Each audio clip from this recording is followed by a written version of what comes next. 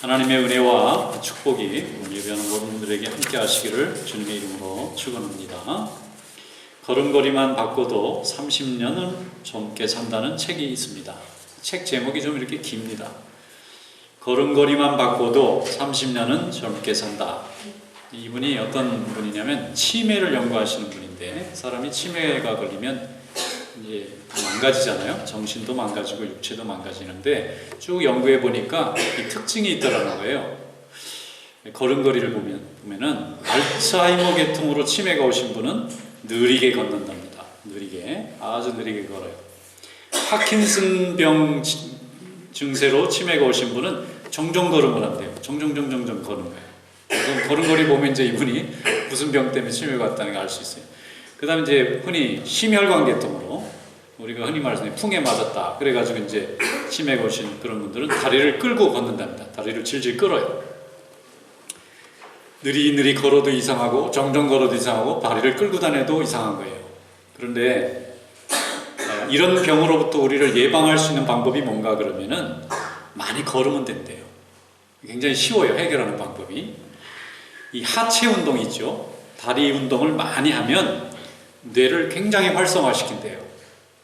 우리 생각에는 뇌에서 일어난 일이니까 다리하고는 상관이 없을 것 같은데, 우리의 혈액이요, 심장에서 피를 확 내보내면 이게 한 바퀴 빙 돌아요. 그래가지고 발바닥까지 갔다가 발을 막 뛰어다니면 그 피가 다시 위로 막 올라가요. 그래서 온몸을 돌아다니면서 혈액순환이 잘 되는 겁니다. 그런데 걷지 않고 가만히 앉아있으면 고이는 거예요. 특별히 잡념이 많거나 염려가 많거나 근심이 많거나 마음에 분함이 많은 사람들은 혈액이 뇌로 다 몰려요. 왜냐면 많이 써야 되니까 지금 막 신경을 많이 쓰고 있잖아요. 마음이 편안하면은 근심이 없기 때문에 혈액이 위로 공급이 안 되는데, 이게 막 머리를 너무 엄청나게 쓰면 스트레스를 막 받고 있잖아요. 그러면 피가 위로 다 몰려 있는 거예요. 지금 일을 해야 되니까 많은 혈액이 필요한 거예요.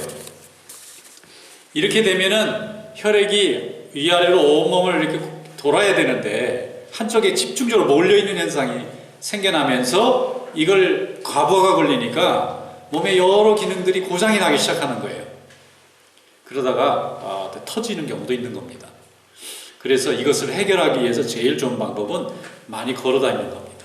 많이 걷고, 이분 얘기는 하루 평균 30분에서 1시간은 꼭 걸어야 된다. 30분에서 1시간만 열심히 걸어도 30년은 더 산답니다.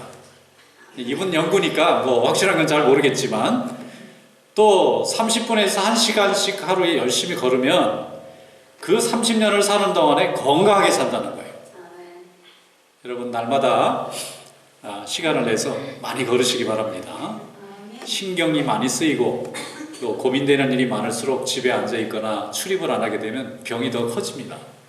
그런데 고민거리가 많고 스트레스가 많을 때 자꾸 걸으면 신경이 분산이 돼요.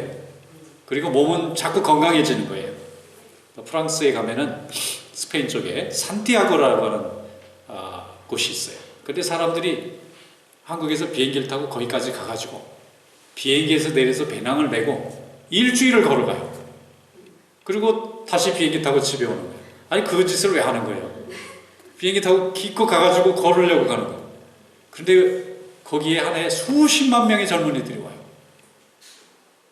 걸어 다녀요. 한 번은 우리나라 TV 프로그램에도 그게 나왔더라고요. 그 왜 걷냐 그랬더니 해고당해서 걷는데, 스트레스 받아 사업을 하다 망해가지고 걸으러 왔대요. 동네에서 걸으면 되는데 또 동네에서는 아는 사람도 자꾸 부딪히고 신경 쓰이니까 아무도 나를 모르는데 며칠씩 세수 안 하고 구질구질하게 다녀도 누가 뭐라고 할 곳이 없는 거기 가서 걷는 거예요. 뭐 특별한 자연이 아름다운 것도 아닌데 거기 걷는 사람이 그렇게 많아요. 인간은 태어나면서부터 직립보행을 하게 돼 있어요. 우리가 동물하고 다른 것은 서서 걷기 때문에 뇌의 작용이 근본적으로 달라요. 우리가 만약에 기어다니면 개랑 비슷했을 거예요. 원숭이하고 비슷했을 건데 서서 다니거든요. 이 서는 것 때문에 엄청나게 뇌가 발달하는 거예요. 그리고 여러 가지 손을 사용할 수 있고, 그로 인해서 도구도 사용할 수 있고, 도구를 사용하니까 문명도 만들어내고 하나님이 굉장히 많은 축복을 주신 거거든요. 그런데 이 하나님이 주신 이 좋은 걷는 운동을 안 하고 누워있고 앉아있고 그러면 자꾸 퇴화되는 거예요. 우리의 기능도 자꾸 약해지는 거예요.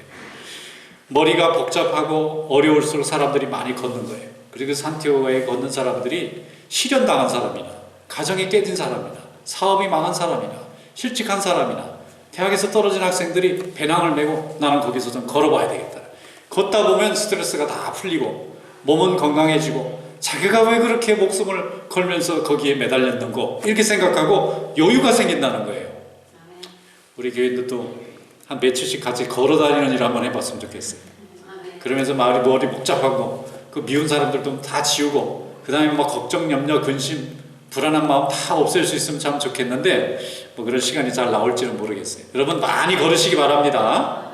오늘 우리가 저 체육대회에 나가는데 다 나가셔서 열심히 걸어서 건강한 몸이 회복이 되고 건강한 정신도 회복이 되고 건강한 영혼이 될 수 있기를 주님의 이름으로 축원합니다. 신앙생활도 매일 걷는 것과 똑같습니다. 하나님은 우리 속에 이미 우리의 믿음을 가지고 우리의 영적인 문제를 해결할 수 있는 모든 것을 기본적으로 주셨어요. 인간에게 걷는 것이 기본이잖아요. 이 기본이 병도 없애고 인간의 판단이나 영혼도 새롭게 할 수 있는 힘이 있는데 사람은 걷지 않고 병원부터 가려고 그래요. 사람은 걷지 않고 뭔가 인간적인 문제부터 해결해 보려고 그래요. 근데 걸어야 됩니다. 걸으면 저절로 몸도 회복이 되고 마음도 회복이 됩니다. 우리의 믿음 생활도 이게 막 엉클어지고 이게 잘 진행이 안 될 때 기본으로 빨리 돌아가야 돼요. 하나님이 우리에게 주신 기본이 무엇입니까? 예수 믿고 기도하고 예배드리고 말씀 듣고 성도를 주님 섬기듯이 섬기고 예배하고 섬기면 저절로 해결될 수 있는 게 너무 많은데 정작 중요한 이 기본을 내려놓고 인간적인 방법을 가지고 또 세상적인 지식을 가지고 해결해 보려니까 더 깨지고 더 망가지고 더 어려워지는 거예요. 여러분 하나님의 말씀 앞에 기본으로 잘 돌아올 수 있기를 축원합니다. 우리에게 영적인 걸음걸이는 뭘까요? 아주 단순합니다. 하루의 시간 중에 하나님 앞에 기도하는 시간을 어려울수록 더 늘리는 거고 하나님 앞에 예배드리는 기회를 자꾸 늘리는 거고 성도들과 만나는 시간을 자꾸 늘려나가는 겁니다. 그러면 우리의 복잡한 인간적인 고민과 문제들이 다 풀려나가게 돼요. 그런데 이런 문제가 생기면 반대로 해결을 해요. 자꾸 교회 잘 나오던 사람도 안 나오고 기도하던 사람도 기도가 자꾸 끊어지고 섬기던 사람들 자꾸 교인들하고 안 만나고 혼자 있으려고 하거나 교회 바깥에 나가서 자꾸 뭔가를 해결해 보려고 하다 보면은 우리의 믿음도 약해지고 하나님이 주신 우리의 축복도 약해지는 겁니다. 여러분 열심히 영적으로 걸어갈 수 있기를 축원합니다. 오늘 본문 말씀에 보면 이스라엘 백성이 40년간 광야 생활을 했는데 건강한 믿음을 가졌어요. 구약의 역사를 전부 이렇게 놓고 볼 때에 이스라엘 백성이 가장 좋은 믿음을 가졌던 때를 꼽아보려면 40년 광야 시절입니다. 사실은 환경은 제일 안 좋았어요. 그들은 떠돌이로 살아야 됩니다. 유목민입니다. 베두인같이 살아야 돼요. 이스라엘이 광야 40년 동안 기록이 레위기, 민수기, 신명기에 있는데 그 내용을 이렇게 열어서 읽어보면은 40번 이사를 했어요. 그럼 광야 40년 동안 40번 이사를 한 장소가 거기 다 기록되어 있는데 그 얘기는 결국은 한 해에 한 번씩 평균 이삿짐 쌌다 그런 얘기 같아요. 그럼 이 사람들이 왜 이삿짐을 쌌을까? 어떤 사람은 유목민들이니까 1년에 한 번씩 풀 다 뜯어 먹으면 짐승들이 먹을 게 없으니까 또 풀이 있는 곳으로 이동해야 되기 때문에 그랬을 거다 이렇게 생각하는 분도 있지만 뭐 맞을 수도 있고 뭐 비슷할 수도 있습니다. 그런데 결론적으로는 이스라엘 백성들은 한 곳에 가서 텐트를 치면 200~300만 명에 해당하는 사람들이 엄청난 텐트를 쳐야 되는 거예요. 그 텐트를 쳐서 야외에서 그들이 야영을 합니다. 그런데 그 야영을 하는 이스라엘 백성 중에 아주 특이한 부족이 지파가 하나 있는데 그 지파가 레위 지파입니다. 레위 지파는 어디에 장막을 쳐야 되느냐면 성막이 있어요. 가장 중심부에. 이 성막 가까이에 레위 지파들이 살아야 돼요. 자기가 좀 멀리 가서 살고 싶어도 안 돼요. 레위 지파는 성막 옆에만 살 수 있어요. 동서남북 양방향에 쭉 치고 살아야 되고 나머지 11 형제 지파들이 동쪽, 남쪽, 서쪽, 북쪽에 각 4지파씩 흩어져서 장막을 치는 거예요. 그러니까 외적이 쳐들어오거나 외부인이 성막 있는 데까지 오려면은 먼저 있는 4지파들 거주지를 지나서 레위 지파의 거주지를 통과해야 성막을 만날 수 있는 거예요. 그러니까 이스라엘의 가장 핵심이라고 말할 수 있는 예배드리는 성막 주변에는 레위 지파 사람들만 살 수 있는 권리가 있어요. 다른 지파 사람들은 살 수 없습니다. 저는 성전 곁에 가서 살고 싶습니다. 안 돼요. 레위 지파만 살 수 있어요. 뭐 레위 지파가 우리보다 더 믿음이 좋거나 착한 일을 많이 했냐? 그게 아닙니다. 사람 다 똑같아. 그런데 하나님께서 레위 지파만 특별히 성막 주변에서 살게 하시고 전쟁에도 못 나가게 했어요. 전쟁 나갔다가 레위 지파들이 죽으면 성막을 지킬 사람들이 없어지잖아요. 근데 성막 지키는 사람은 이게 전문직이기 때문에 아무 지파나 하면 안 돼요. 가업을 이어가면서 지금으로 말하는 세습을 해가면서 자녀들에게 성막을 지키는 방법을 가르쳐요. 이 성막은 하나님의 궤가 있잖아요. 법궤가 있어요. 그 법궤 안에는 세 가지가 있었어요. 모세가 시내산에서 받은 그 십계명 돌판이 있고, 그 다음에 아론의 상남 지팡이가 있고, 그 다음에 만나 항아리가 있어요. 그걸 이렇게 궤를 만들어 가지고 지성소에다 보관하고, 성소에는 거기에 떡당도 갖다 놓고, 그 다음에 촛대도 갖다 놓고, 그 다음에 이스라엘 12지파를 상징하는 떡 12덩이를 갖다 놓고, 이 제사장들만 출입하는데 내용 별거 없어요. 그 안에 뭐 대단한 무슨 보물이 있거나 그런 게 아니에요. 다 뭐냐면 이스라엘 백성이 하나님과 그 시대에 만났던 경험을 한 어떤 그 상징적인 물건들이 보관되어 있는 거예요. 그 물건을 보면서 하나님이 우리와 함께 하셨던 걸 추억하고 기억하는 건데, 그걸 모셔다 놓고 예배를 드리는 겁니다. 그런데 그 예배를 지키는 자들이 레위 지파였다는 거예요. 다른 지파는 안 돼요. 억울합니다. 우리도 하나님 잘 섬길 수 있는데 안 됩니다. 다른 지파는 열심히 목축을 하고 또 농사도 하고 일도 하고 그래서 열심히 살아야 되지만, 이 레위 지파는 그런 일을 하면 안 돼요. 그런 일 하지 말고 성소만 지키는 일에 전념해야 됩니다. 그래서 그 레위 지파가 성소를 잘 지키고 열심히 지킬 때에 이스라엘 12지파의 모든 믿음이 가장 좋을 때였어요. 그런데 나중에 이스라엘 백성들이 가나안을 땅을 차지한 다음에 이동하지 않고 이제 정착합니다. 그리고 이제는 농사를 하면서 잉여 재산이 남기면서 축적이 이루어져요. 그러면서 많이 모은 사람, 적게 모은 사람의 빈부격차가 발생합니다. 그러면서 많이 가진 사람들은 하나님 섬기기보다는 이웃 나라의 다른 세련된 문화를 받아들이다가 바알을 다 받아들여요. 그게 좀 멋있어 보였나 봐요. 하나님 있는 건 고리타분한 것 같고, 그건 뭔가 좀 세련된 것 같고, 그러다가 나라가 망하면서 가장 첫 번째 현상이 레위 지파들에게 먹을 것이 떨어져요. 예배 드리러 오는 사람이 없어요. 헌금 드리는 사람이 없어요.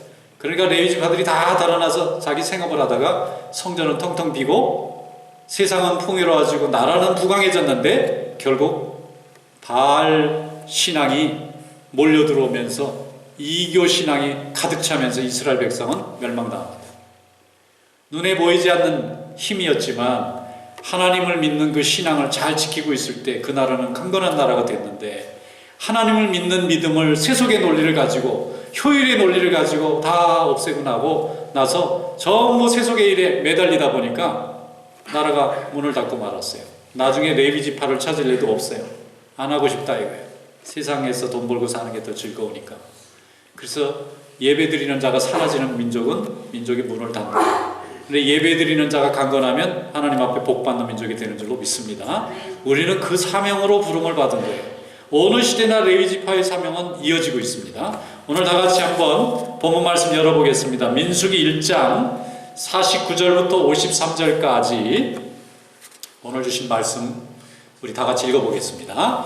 너는 레위 지파만은 계수하지 말며 그들을 이스라엘 자손 계수 중에 넣지 말고 그들에게 증거의 성막과 그 모든 기구와 그 모든 부속품을 관리하게 하라. 그들은 그 성막과 그 모든 기구를 운반하며 거기서 봉사하며 성막 주위에 진을 칠지며, 성막을 운반할 때에는 레위인이 그것을 걷고 성막을 세울 때에는 레위인이 그것을 세울 것이요, 외인이 가까이 오면 죽일지며, 이스라엘 자손은 막사를 치되 그 진영별로 각각 그 진영과 분기 곁에 칠 것이나, 레위인은 증거의 성막 사방에 진을 쳐서 이스라엘 자손의 회중에게 진노가 임하지 않게 할 것이라. 레위인은 증거의 성막에 대한 책임을 지킬지니라 하셨습니다. 아멘. 뭐라고 돼 있다고요? 성막에 대한 책임을 지킬지니라. 레위 지파는 이거예요. 이것 때문에 살고 이것 때문에 죽는 거예요. 이들이 성막을 지키는 책임을 지키고 있을 때는 신앙도 살고 민족도 살았어요. 근데 이것을 지키지 않으면 성막도 사라지고 민족도 사라진 겁니다. 이것이 오늘 우리 그리스도인들에게도 하나님이 이어서 책임을 요구하고 계시는 거예요. 성막을 잘 지키세요. 여러분의 성막은 교회입니다. 거룩한 교회 공동체입니다. 이것을 지킬 수 있어야 합니다. 민수기는 영어로 numbers라고 되어 있어요. numbers가 뭐죠? 사람 머리수 세는 거예요.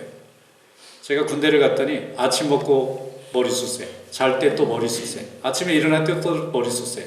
저는 한 일주일만 하는 줄 알았어요. 그랬더니 날마다 해가지고 3년 동안 내내 아침에 머리수 세고 저녁에 머리수 세고, 아니 어떻게 달아나는 것도 아닌데. 그런데 같은 날은 없더라고요. 늘 보면은 근무 나가는 사람이 좀 빠지기도 하고, 아니면 뭐 휴가 나간 사람이 빠지기도 하고, 뭐 병들어서 뭐 양호실에 간 사람이 좀 빠지기도 하고, 이래가지고 수가 늘 변함이 없지만 또 새로 이렇게 오는 사람도 있고 또 제대해서 나가는 사람도 있고, 그런데 늘 그 수를 유지하는데, 군인들이 전쟁이 없을 때, 뭐 전쟁이 있을 때도 마찬가지지만 밥 먹고 하는 일이 뭔가 그때 사람 세 수는 거예요. 몇 명, 총원 몇 명, 뭐 열에 몇 명, 지금 근무자 몇 명, 날마다 보고 하는 게 일이에요. 그래서 왜 이렇게 하나 생각했더니 그 수 세는 게 굉장히 중요한 거예요. 유사시에 전쟁이 나면 몇 명이 지금 동원될 수 있는지, 몇 명이 지금 전투에 참여할 수 없는지, 몇 명이 지금 병중에 있는지, 누가 휴가 나가 있는지를 모르고 전쟁을 할 수가 없는 겁니다. 교회가 날마다 교인들이 몇 명이 되는지, 우리 구역에는 몇 명이 되는지, 우리 조원은 몇 명이 되는지, 날마다 이렇게 수에 대해서 우리도 알게 모르게 늘 신경을 쓰는 것은 우리가 공동체이기 때문에 그래요. 모두가 다 믿음 안에서 축복을 받아야 되겠는데, 누가 예배 드리는 중에 빠져나갔는지, 누가 또 새로운 식구가 또 추가됐는지, 이게 날마다 기도 제목이잖아요. 이게 관심이 같다는 것입니다. 이 민수기는 광야 시대의 40년 동안 이스라엘 백성을 날마다 머리수 센 기록이다, 그런 뜻이에요. 그래서 민수기입니다. 사람, 백성 민자에 세다는 숫자잖아요. 광야에서 하나님께서 이스라엘 백성들에게 날마다 사람 머리수 세라고 한 거예요. 왜 셌느냐? 거기는 야전입니다. 주변에 강한 민족들이 살고 있는데 내 땅 하나 없이 떠돌이로 살아야 돼요. 공격을 당하면 전멸합니다. 자비가 없어요. 그 시대는 다 죽이는 거예요. 다 노예로 잡아가는 거예요.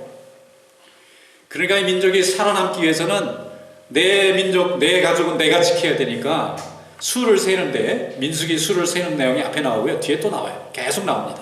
근데 뭐를 세느냐면은 싸움에 나갈 사람을 수를 계산하느라고 그래요. 그럼 여자들은 싸움하기가 좀 어렵잖아요. 남자들이 싸워야 되는데 보통 뭐 20세 이상 칼을 사용할 수 있는 사람, 또 나이가 5, 60세 넘으면 또 안 쳐줘요.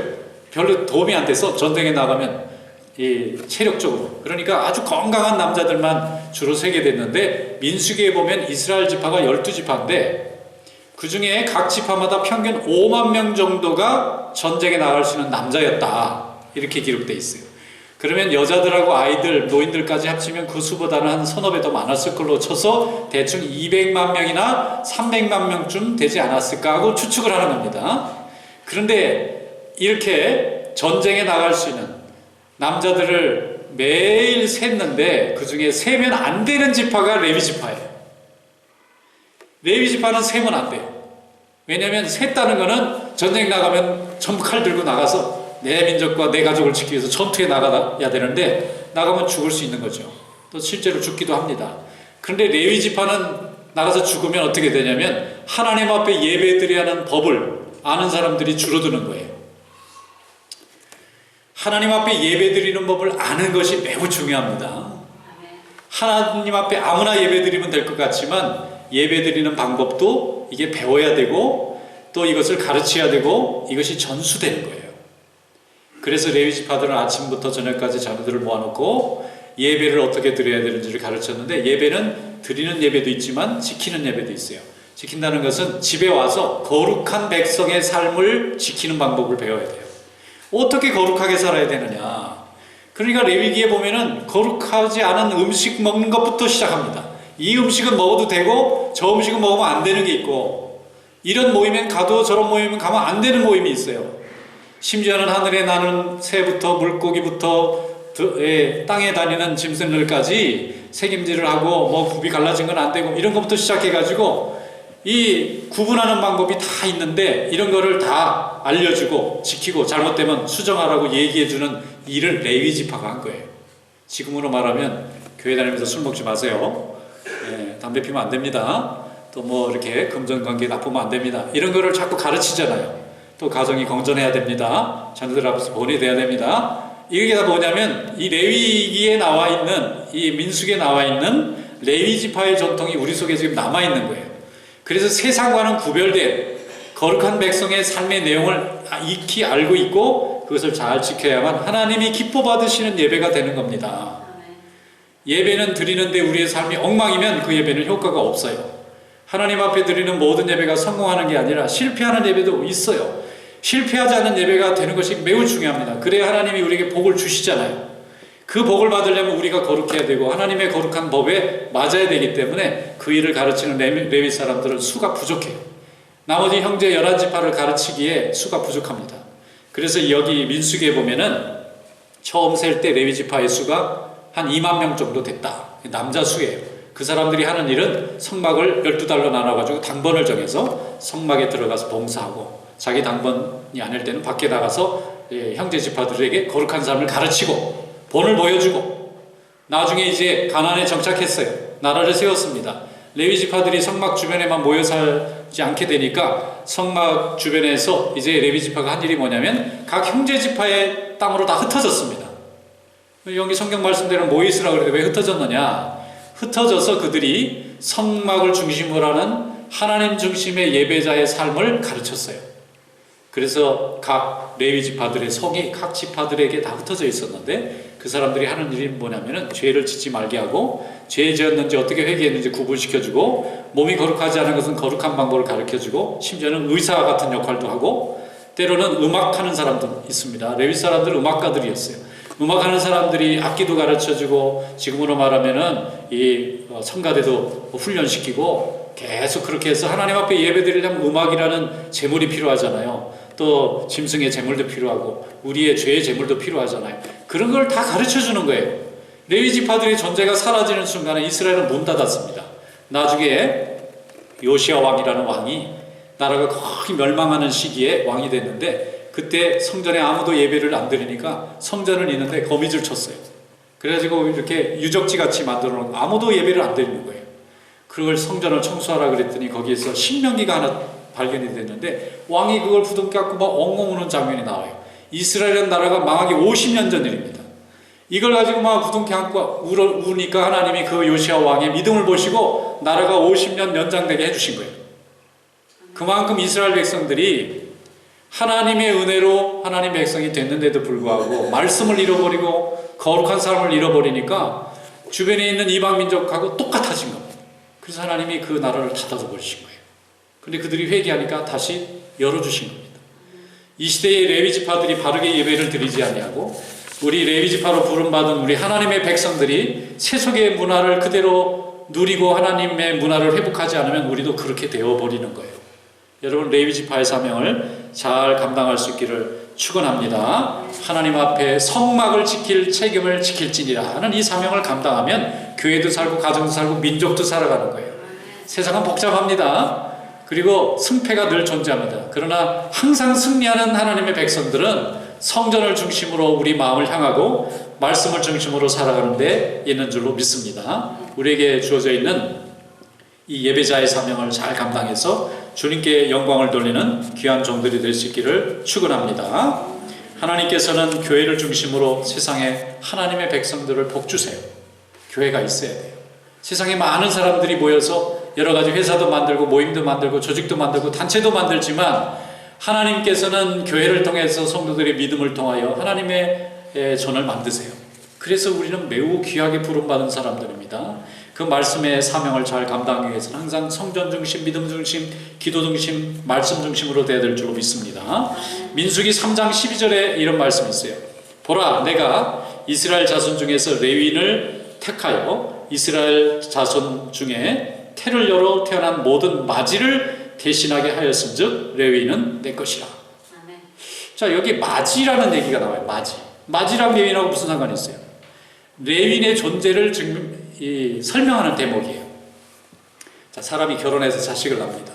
그러면 첫째는요, 하나님 거예요. 바쳐야 돼요. 사무엘이 첫째 자식으로 나니까 한나가 바치잖아요. 그럼 어떻게 바쳤나요? 엘리 제사장 있는 실로에 갖다 바쳤어요. 그래서 어릴 때부터 제사장 심부름하면서 제사장으로 성장합니다. 나시린으로 성장했어요. 그런데 모두 다 그렇게 해야 되는 거예요. 첫 번째 자식이나 첫 번째 짐승은 하나님에게 바쳐라. 첫 번째 건 하나님의 거예요. 모든 태의 열매의 첫 번째 건 하나님의 것인데 그렇게 다 드리고 나면 안 되잖아요, 또.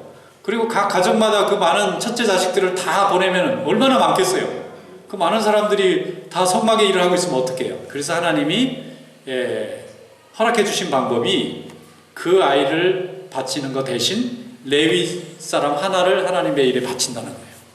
그래서 레위 사람이 그렇게 하나님의 일을 하면 각 지파의 평범한 가정들이 자기 자식들을 굳이 성막으로 보내지 않고도 하나님의 일을 대신하게 한다는 거예요. 여기 말씀이 그렇게 되어 있는 겁니다. 그리고 레위는 다른 레위인이 아닌 가정들이 첫 번째 바쳐야 될 첫 번째 제물을 대신하는 그런 역할이 있어요. 그러므로 우리는 예수 믿지 않는 사람, 또 이 주변의 많은 이웃들이 하나님 앞에 바쳐야 될 것들을 우리가 대신 하나님 앞에 드림으로 인해서 우리 자신의 삶을 드림으로 인해서 그들도 함께 축복을 받는 겁니다. 그러니까 레위인이 복을 받아야 그 형제 지파들이 복을 받고 그 이웃이 복을 받는 거예요. 그래서 복의 근원이 되는 복이 우리에게 있는 줄로 믿습니다. 그러므로 우리는 하나님의 말씀을 잘 받들고 하나님이 주신 사명을 잘 감당해야 됩니다. 모든 규칙에 하나님의 규칙이 있어요. 이 규칙을 잘 따르는 자는 복을 받습니다. 레위인으로서 우리가 세상을 하나님의 말씀으로 인도하고 주님의 복음을 증거하는 일에 헌신해야 됩니다. 그러기 위해서는 예배 잘 드리고 말씀 잘 붙잡고 우리의 삶이 거룩한 삶이 되어야 돼요. 성도의 믿음이 새로워지고서야 세상도 새로워질 수 있습니다. 요한계시록에 보면은 하나님께서 이 세상을 심판하실 때에 레위인을 먼저 찾으세요. 레위인을 회복시켜 놓고 나니까 세상이 회복이 됐어요. 하나님의 백성들을 회복시켜 놔야 이 사회가 밝아지는 겁니다. 하나님의 백성들이 하나님의 일을 잘 감당하고 나서야 주님께 영광을 돌릴 수가 있는 것입니다. 마태복음 5장 14절로 16절의 말씀에 보면 너희는 세상의 빛이라. 산 위의 동네가 숨기지 못할 것이요 사람이 등불을 켜서 말 아래 두지 아니하고 등경 위에 두나니 이러므로 집안 모든 사람에게 비추느니라. 이같이 너희 빛이 사람 앞에 비추게 하여 그들로 너희 착한 행실을 보고 하늘에 계신 너희 아버지께 영광을 돌리게 하라 그랬어요. 자, 우리는 빛입니다. 빛이 되어라가 아니라 빛이래요. 우린 빛이 될 게 없어요. 보면 참 죄인입니다. 그런데 우리 보고 빛이라니 하나님 너무 우리를 과하게 올려주신 건가? 그런 뜻이 아니에요. 우리의 내용이 빛이어서가 아니라 우리의 역할이 빛이라는 거예요. 어떤 역할입니까? 세상 사람들에게 하나님이 계시는 것을 알려주는 빛이에요. 여기서 착한 행실이라고 그러니까 착한 일하고 구제하고 뭐 어려운 사람 도와주고 뭐 사람들에게 도덕적으로 칭찬받고 뭐 성자라는 칭찬받고 이런 거를 하라는 말씀이기도 하지만 한 걸음 더 나가서 하나님을 예배하는 자의 모습으로 살아가는 겁니다. 우리가 세상에서 바라볼 때 거룩하게 살고 선한 삶을 산다는 것은 하나님을 두려워하는 의식과 그의 선택이 나타나기 때문에 그걸 보는 분들이 우리를 보고 선하다 하는 거지, 하나님이 없이 우리 스스로의 자신의 아름다움을 갖고서 선해지는 게 아니에요. 우리는 선해질 수 없습니다. 죄인입니다. 그리스도의 보혈이 아니면은 죽을 수밖에 없는 죄인이에요. 그런데 우리가 하나님 앞에 의로운 자라고 인정받는 것은 하나님을 두려워하는 믿음 때문에 그렇습니다. 하나님을 두려워하기 때문에 주일 성수하고 또 선한 삶을 살고 하나님 앞에 날마다 회개하는 거예요. 그것이 세상의 빛으로 우리에게 보내주신 사명인 줄로 믿습니다. 우리의 삶을 보고 우리가 하나님 앞에 예배드리는 모습을 보고 우리가 하나님의 말씀 때문에 두려워서 죄를 멀리하고 회개하는 모습을 보고 우리의 이런 착한 행실을 보고 사람들이 하나님께 영광을 돌리는 것입니다. 이것이 우리에게 주신 사명인 줄로 믿습니다. 항상 이 사명을 잘 감당해서 믿음의 역사를 이루시기를 바라요. 초대 예루살렘 교회가 핍박을 받았어요. 스데반의 일로 핍박을 받으니까 사람들이 흩어졌습니다. 도망갔어요. 교회는 세상에 대해서 싸우고 도전하고 혁명하고 어게인스트한 존재가 아니고요. 우리는 존재 자체로 늘 미움을 받게 돼 있어요. 세상의 거울을 안 따르기 때문에 미움을 받습니다. 그런데 이스라엘에 있는 예루살렘 교회도 그렇게 시작하자마자 핍박부터 시작됐어요. 그런데 놀라운 것은 그들이 도망가면서 모이는 곳마다 교회가 세워져요. 안디옥 교회는 이방인들이 모여서 교회를 세웠어요. 그 교회 때문에 유럽의 많은 교회들이 선교의 사명으로 교회가 많이 생겨났습니다. 성도들은 사는 방식이 성도의 삶에 사는 방식을 갖고 있기 때문에 어디 가든지 예배드리고 기도하고 섬깁니다. 그러니까 그것이 주변을 아름답게 만들고 미신과 우상에 사로잡힌 사람들에게 빛을 주는 것입니다. 우리가 이 사명을 감당해서 우리 민족도 구원하고 이웃도 구원하고 여러 민족들도 하나님 앞에 인도하는 것입니다. 우리의 삶이 하나님 앞에 온전한 믿음으로 레위기적 삶을, 레위지파적 삶이 될 수 있기를 축원합니다. 제가 한국에서 목회할 때 안수 집사님 한 분이 계셨어요. 근데 그분이 이제 조그만 사업체를 경영하셨는데 지금은 한 중소기업 사장님이신데 직원이 꽤 많으시더라고요. 근데 이분이 해마다 새해가 되면 시무식을 해요. 시무식, 직원들 다 모아놓고 이제 시무식을 해요. 어떤 때는 뭐 야외에서 하시기도 하고 어떤 때는 뭐 실내에서 하기도 하고 뭐 집에서 하시기도 하더라고요. 근데 해마다 한 해도 거르지 않고 목사님을 모시는 거예요. 그래가지고 예배를 먼저 드리고 꼭 시작을 해요. 일을. 자기가 교회 신자시고 또 직원들이 신자가 아닌 분들도 있지만 자기는 하나님을 믿고 또 교회 봉사하는 사람이기 때문에 우리 회사가 축복을 받으려면 목사님 모시고 와서 했다고. 그래서 이제 담임 목사님을 늘 모셨는데 늘 담임 목사님이 시간이 있는 게 아니니까 바쁠 때는 이제 부목사가 가기도 합니다. 근데 그러다 보니까 제가 교구를 맡다 보니까 제가 이제 자주 가게 됐어요.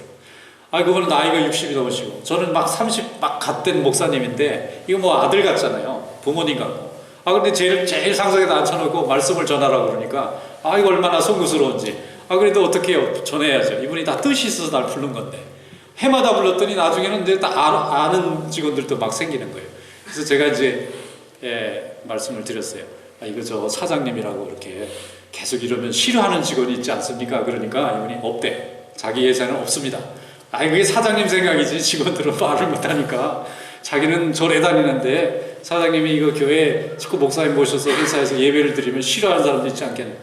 저는 뭐 어떻게까지 생각하는지는 모르겠지만 그래도 자기가 예수를 믿고 또 교회도 다니고 교회 자장 어르신 목사님이니까 우리 직원들도 좀 축복해주면 하나님이 우리 회사를 잘 되게 하실 것 같다 이거예요. 자기는 그런 친한 고백으로 한다는 거예요. 그래서 직원들이 그걸 배워가지고 이 직원들도 나중에 이렇게 복을 받았으면 좋겠다는 거예요. 그런데 그렇게 예배를 드렸는데 첫 해, 둘째, 셋째 때 아무 직원도 교회에 오질 않더라고요. 왜냐면 억지로 했다 이거예요. 그런데 한 3년 지나서 5년쯤 되니까 직원들이 많이 이제 교회에 오시더라고요. 그리고 등록도 하고 신앙생활도 하는 거예요. 자기 사장의 삶을 보니까 이게 예수를 열심히 믿는 거예요. 그 모든 일에 교회 중심인 거예요. 목사님 오는 걸 너무 기뻐하는 거예요. 그리고 교회에 오는 분들이 와서 기도해 주는 걸 너무 기뻐하는데 정말 회사가 잘 되고 또 자기들의 생계에도 보탬이 되고 이러니까 스스로 마음이 움직여서 직원들이 교인이 되는 겁니다. 전도가 다른 데 있는 게 아니더라고요. 굳이 말 안 해도 삶을 그렇게 사니까 알아서 나도 저 복을 받고 싶다. 이러면서 그 심령이 움직이는 거예요. 여러분 우리가 그렇게 살게 되면 하나님께서 우리를 빛으로 사용하셔서 이웃을 위로하신 거예요. 그리고 하나님께 영광을 돌리는 것입니다. 에베소서 1장 11절 12절에 말씀하기를 모든 일을 그의 뜻의 결정대로 하나님의 결정입니다. 일하시는 이의 계획을 따라 우리가 예정을 입어 그 안에서 기업이 되었으니 하나님의 기업이 됐어요. 우리는 이는 우리가 그리스도 안에서 전부터 바라던 그의 영광의 찬송이 되게 하려 하심이라. 우리가 그분의 영광의 찬송이 되는 겁니다. 이런 하나님의 영광의 찬송이 되는 삶이 우리 모든 성도들의 삶이 되시기를 주님의 이름으로 축원합니다. 기도하겠습니다.